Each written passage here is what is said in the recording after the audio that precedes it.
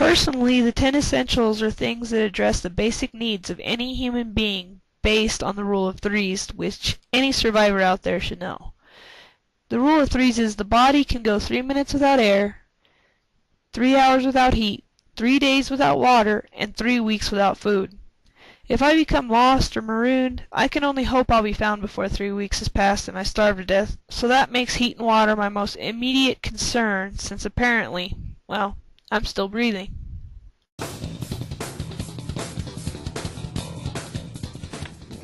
But the axe broke.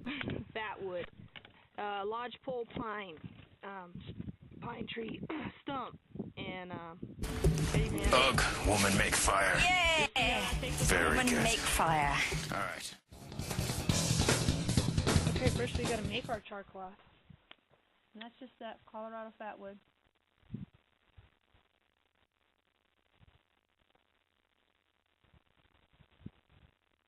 Which only takes seconds to ignite.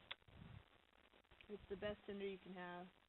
Don't really necessarily need it. Basically take this t-shirt, okay, and we're gonna cut, strip off the bottom, which you don't need a whole lot, but about a strip like that. What we're gonna do, make them a little bit smaller pieces so that they fit inside the tin itself. What we're going to do is we're going to take our tin. There's a small hole in the top to let the gases escape. Use this tin many times making charcloth, and what you're going to do is you're going to place your bits of t-shirt inside there. White does best. Fatwood really does the trick. But we're going to finish up folding all that up and closing up the tin. Make sure to close it tight. And that'll go in the fire when it's ready. Okay, now once you got some coals, you take your tin and you kind of spread it over here on these hot coals. Move your fire over a little bit. Now as we move it off to the side, that is just because the gases from the t-shirt are escaping the can. I've moved it aside. Open up the tin, we find ourselves with some perfect charcloth. Basically, all you need is some thread. Doesn't matter.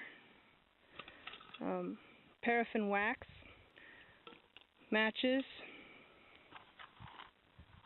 and some heavy-duty paper.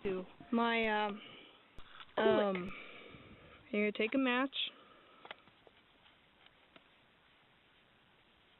Right around the middle there, you just tightly wrap it, and then you take your thread, and you're just going to wrap it around. And you just wrap it around so that it's nice and secure up there. Okay, so basically, I made 4, and I even made 2 that are out of the these tin cans for tuna fish. Work really great for this purpose, and you're going to want to put your paraffin wax in there to melt, and you could do several of them at the same time. Why not get it all done all at once? Make sure they get completely covered. And here we go. And basically what you do is you light it up.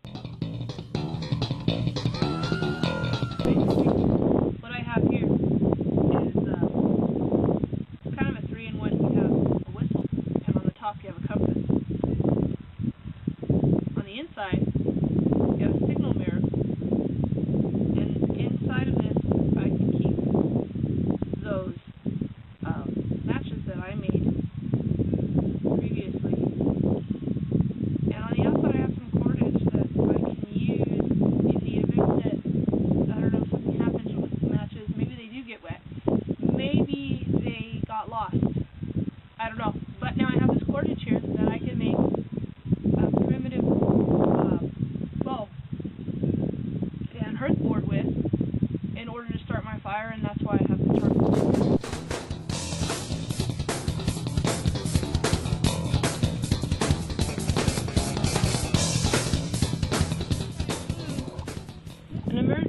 survival blanket, which reflects up to 90% of the body heat. And this one particularly is made by Lifeline and is 50 by 80 inches. I also include an emergency poncho. This one is particularly blue. It's hooded rain poncho, and this is all part of staying dry. This can also help me in making a shelter. I can put the poncho over the top to protect me from rain, and I can put the emergency blanket on the inside to reflect heat back at me, depending on what the shelter is. Preference is.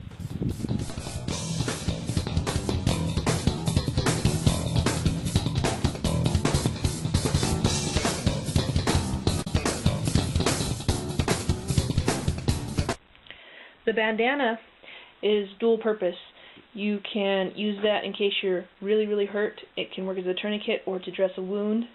You can also use it to strain out the turbidity of any water source that you may come across. It can actually be used to soak up the dew, the morning dew, and then you squeeze out the dew and you have some fresh water.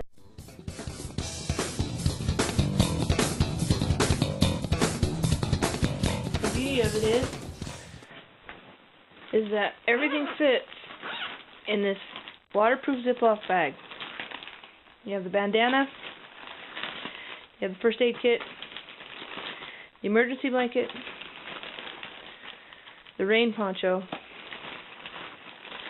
the Fatwood, the Charcloth, the 3-in-1, 4-in-1, maybe even 5-in-1, and the small fishing kit.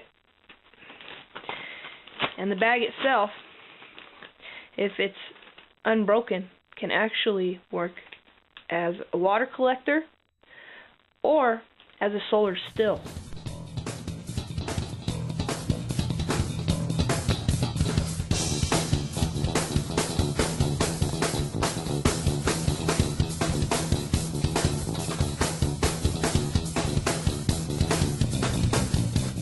Homemade fishing kit of sorts. You have a small bit of cork out of a wine bottle which acts as a bobber.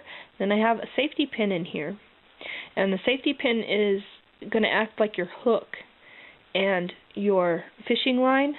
There's quite a bit of fishing line there, and this just all fits together like that. It takes up little space in your Ziploc bag. Now we're going to cover the first aid kit that I put together personally. It all fits into a small Ziploc bag. In this smaller baggage, you have Tylenol, 500 milligram tablets, all individually wrapped, and ibuprofen. You have electrolyte tablets, and acid, 2 packets of Blistex. In this baggie, I have 9 mints, and in case you're nauseated, not many people know this, but you can actually suck on a mint and you can quell that nausea. I have 2 different kinds of nasal decongestants, some antibiotic ointment, and in case you drink some water that wasn't exactly good for you and you happen to get diarrhea, I have anti-diarrheals. And then I have some quick clean, some alcohol prep pads, insect sting relief, some more alcohol, and of course bandages of different sizes and shapes. And that concludes the first aid kit that I put together and keep in my service.